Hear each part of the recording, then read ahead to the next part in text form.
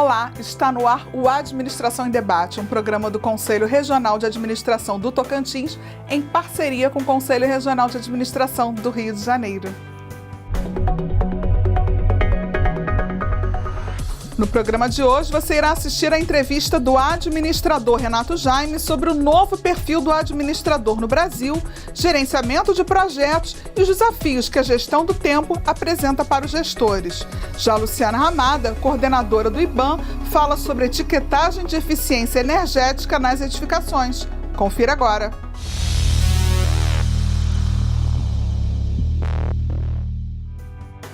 O administrador Renato Jaime é conselheiro federal pelo Tocantins, professor e consultor. Em entrevista para o Administração em Debate, Renato Jaime falou sobre o perfil do administrador no Brasil, a importância do gerenciamento de projetos e os desafios que a gestão do tempo apresentam para os gestores. Assista agora.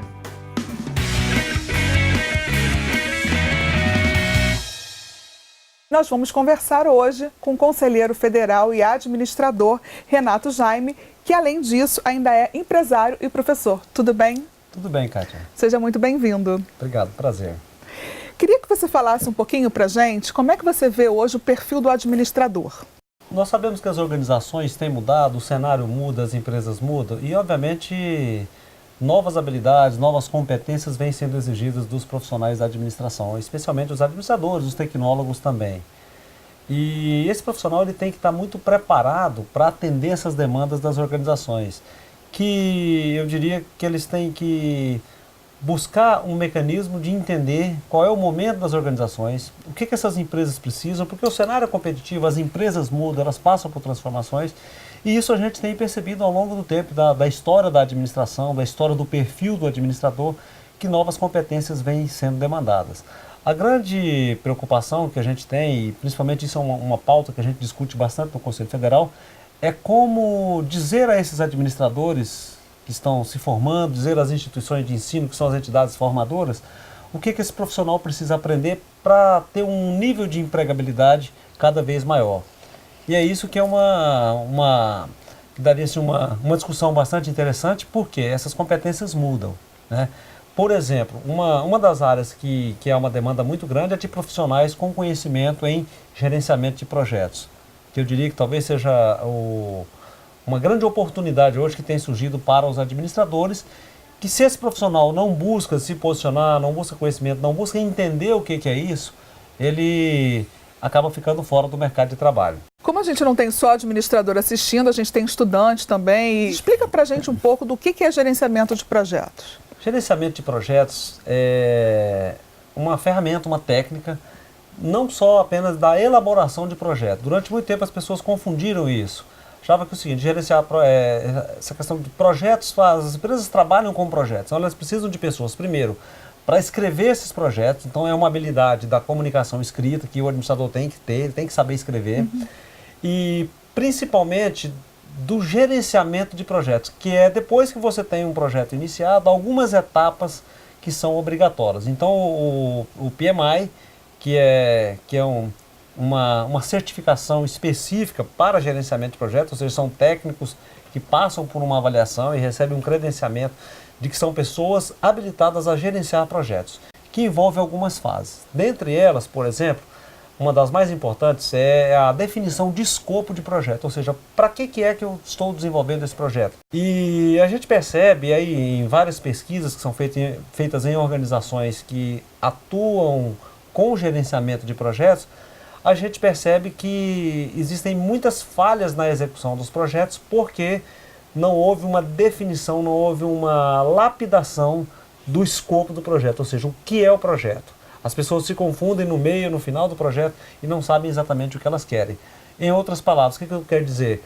Que as pessoas têm que exatamente saber o que elas vão querer e têm que usar ferramentas de comunicação para que as pessoas dentro de uma organização, numa empresa, elas possam entender o que é, qual é o rumo, qual é o caminho, o que a organização está fazendo para alcançar um ou outro projeto. Então a gente pode dizer que essa área abre um leque de competências para que o administrador se desenvolva mais em outras áreas também. Abre um leque de competências e principalmente é hoje uma oportunidade. As empresas remuneram muito bem os profissionais que tenham essa competência, que saibam lidar com o gerenciamento de projetos, que saibam, que conheçam um pouco dessa ferramenta.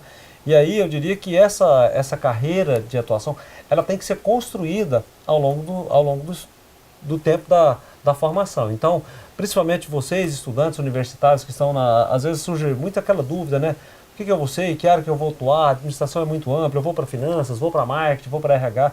Eu digo o seguinte, uma das áreas que as empresas estão necessitando de profissionais é essa área de gerenciamento de projetos, que tem uma visão de processo de produção, que tem uma visão de gestão de pessoas. E isso é simples. Na linguagem da administração, é você trabalhar com uma planilha, um controle, um cronograma, gerenciar etapas, quem faz o quê, quando faz, quando começa, quando termina, e colocar isso em prática. Eu acho que assim, uma coisa assim, que não é uma coisa tão complexa, é uma coisa simples, mas que tem que se construir ferramentas para desenvolver esse aspecto. Tá ótimo. Muito obrigada pela sua entrevista. Eu que agradeço. Estou à disposição. Nós conversamos com o administrador Renato Jaime, que é conselheiro federal, empresário e professor. Falamos sobre gerenciamento de projetos. Se você quiser saber um pouco mais sobre esse assunto, acesse o site do Conselho.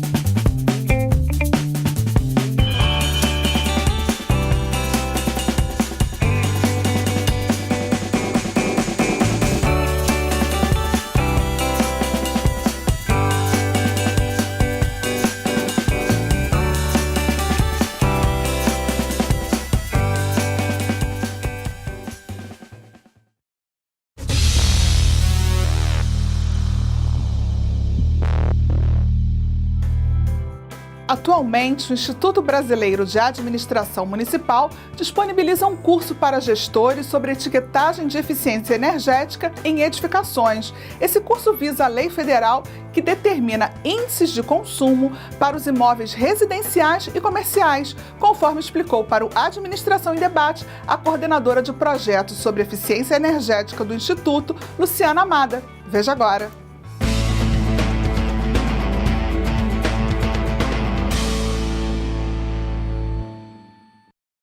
Olá, no programa de hoje nós vamos conversar com Luciana Amada, coordenadora de projetos de eficiência energética do IBAN. Tudo bem, Luciana? Olá, tudo bem, Nádia. Bem-vinda ao programa. Obrigada, eu que agradeço mais uma vez esse convite, né? Já participamos em outra oportunidade falando sobre esse tema de eficiência energética em municípios e hoje, mais uma vez, vamos tratar a questão da eficiência energética em edificações, né? Etiquetagem, né? Conta pra gente como surgiu a etiquetagem em edificações.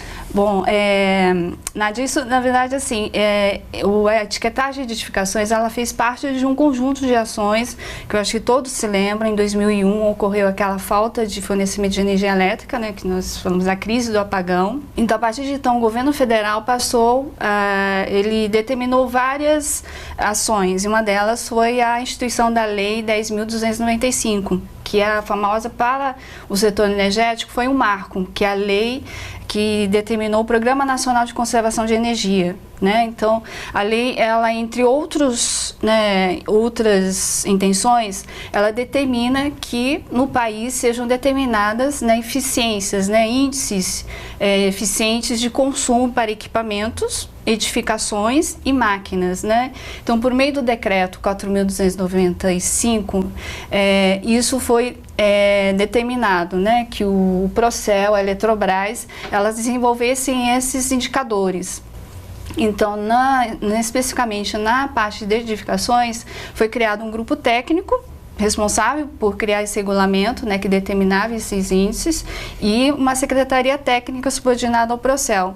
E é até um fato curioso que o IBAN participou desses trabalhos desde o início, a partir de 2005, né? Ele foi convidado a ser um membro dessa secretaria técnica para, no caso, apoiar esses estudos, esses regulamentos. Quer dizer, o que é essa etiquetagem para edificações, né? Assim, é bem assim, comparativo, né, em relação a equipamentos, é aquele selo que nós encontramos na porta da geladeira, no ar-condicionado, né, que tem, se você observar, né, os equipamentos têm níveis de A até AE, né, então tem equipamentos que têm o nível A, B, C, D.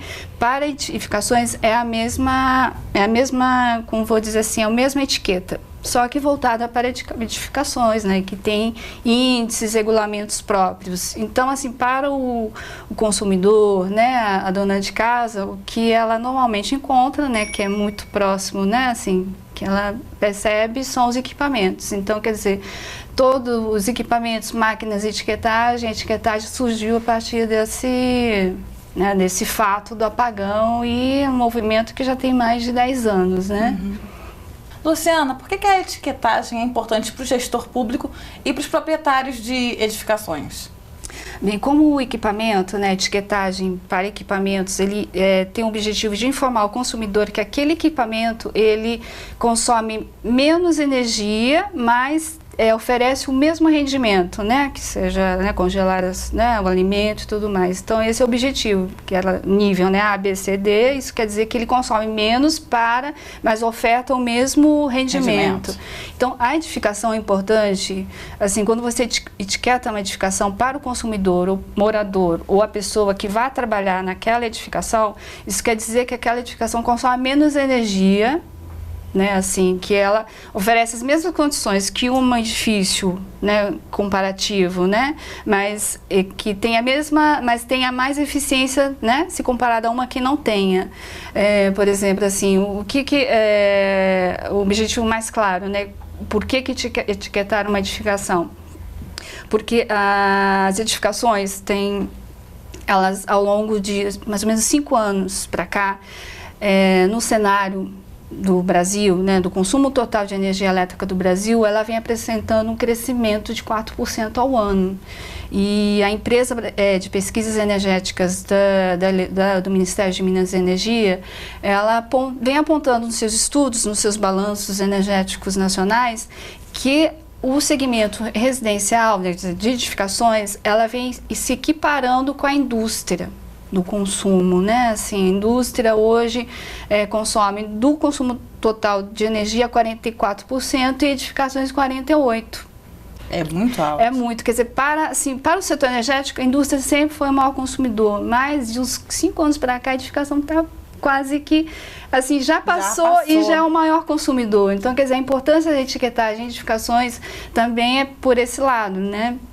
Dessa preocupação que elas são grandes consumidores. Isso também por conta até de uma política, né, do governo, por exemplo, que a classe C, ela como grande, né, tem um maior poder aquisitivo, então ela vem adquirindo novos equipamentos, né? Então há um aumento de consumo em ar-condicionado, chuveiros, televisores, né? Equipamentos eletrônicos.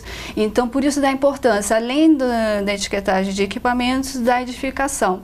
Porque o que é importante também é assim, quando a consultora entrega edifício, né, o que é mais importante é o consumo de energia elétrica dela ao longo da sua vida útil, né? Então, quer dizer, essa etiquetagem, ela vai dizer que aquela edificação, ao longo da sua vida útil, ela vai ser mais eficiente em comparação a outra que não foi etiquetada.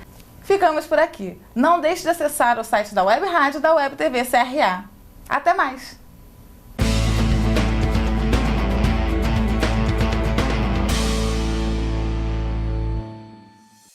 O Administração em Debate dessa semana fica por aqui, mas na próxima semana um novo programa para você. Até lá!